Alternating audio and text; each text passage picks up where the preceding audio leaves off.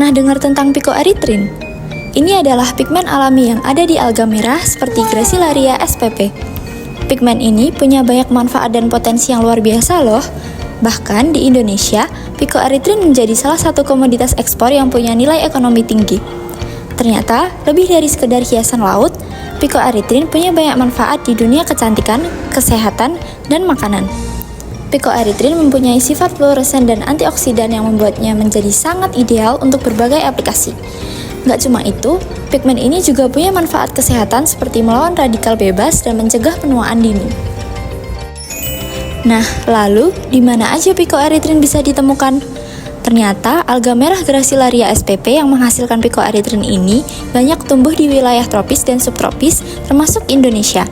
Alga ini tumbuh baik di tempat dengan cahaya yang rendah dan nutrisi yang tinggi.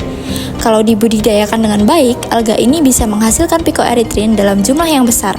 Bahkan, produksi alga ini secara global bisa mencapai 3,8 juta ton per tahun dengan nilai sekitar 1 miliar dolar AS, di mana 70% berasal dari Cina dan 28% dari Indonesia. Picoerythrin dapat dimanfaatkan untuk beberapa bidang. Dalam bidang kosmetik, picoerythrin digunakan sebagai pewarna alami dan antioksidan dalam produk perawatan kulit. Dalam bidang farmasi, picoerythrin digunakan untuk terapi anti kanker dan anti-inflamasi. Dan dalam bidang makanan, picoerythrin digunakan sebagai pewarna alami termasuk dekorasi kue dan produk minuman fluoresen. Nah, untuk rencana produk kami ialah krim anti-aging. Mengapa?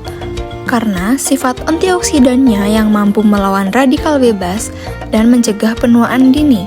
Selain itu, picoerythrin dapat merangsang produksi kolagen untuk meningkatkan kekencangan kulit dan mengurangi kerutan, serta berfungsi sebagai pelembab alami yang menjaga hidrasi kulit agar tetap sehat dan tampak muda. Dengan sifat antiinflamasi, picoerythrin juga efektif dalam mengurangi kemerahan dan iritasi, menjadikannya ideal untuk kulit sensitif. Selanjutnya, sumber bahan baku yang sudah ada dan permasalahannya. Krim anti-aging propolis dari lebah. Menghadapi tantangan seperti resiko alergi, variabilitas kandungan, stabilitas yang rendah, aroma khas yang kurang disukai, serta tekstur yang lengket. Selain itu, biaya produksi yang tinggi dan klaim manfaat yang tidak selalu didukung bukti ilmiah dapat menimbulkan skeptisisme. Eksploitasi berlebihan juga berpotensi mengganggu populasi lebah dan ekosistem. Selanjutnya, langkah agar bahan baku usulan Anda dapat diproduksi massal di Indonesia dan menjadi produk unggul Indonesia untuk kemandirian kesehatan sekaligus untuk ekspor. Yang pertama, ada pengembangan sumber daya alam. Memastikan bahan baku dan produk akhir memenuhi standar internasional dan BPOM. Bekerja sama dengan lembaga research and development untuk pengembangan produk dan inovasi. Dan yang terakhir, strategi pemasaran. Nah, selanjutnya kita masuk ke poin timeline dari produksi picoerythrin ini, di mana produksinya memakan waktu kurang lebih sekitar 12 minggu. Pada minggu pertama hingga minggu ketiga merupakan pengambilan bahan baku. Pada minggu keempat hingga minggu keenam merupakan proses ekstraksi dan pemurnian.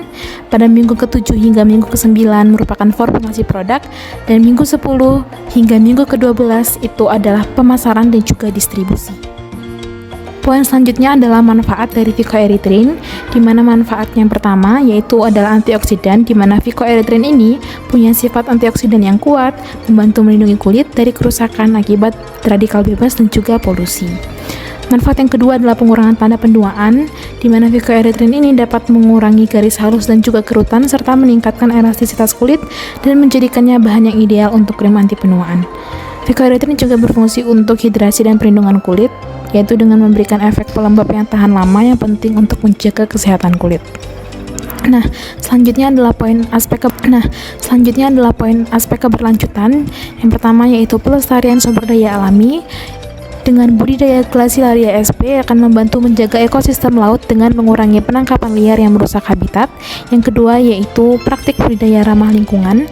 Teknik seperti sistem kultur tertutup meminimalkan dampak negatif terhadap lingkungan dan menjadikannya solusi yang efisien dan juga berkelanjutan.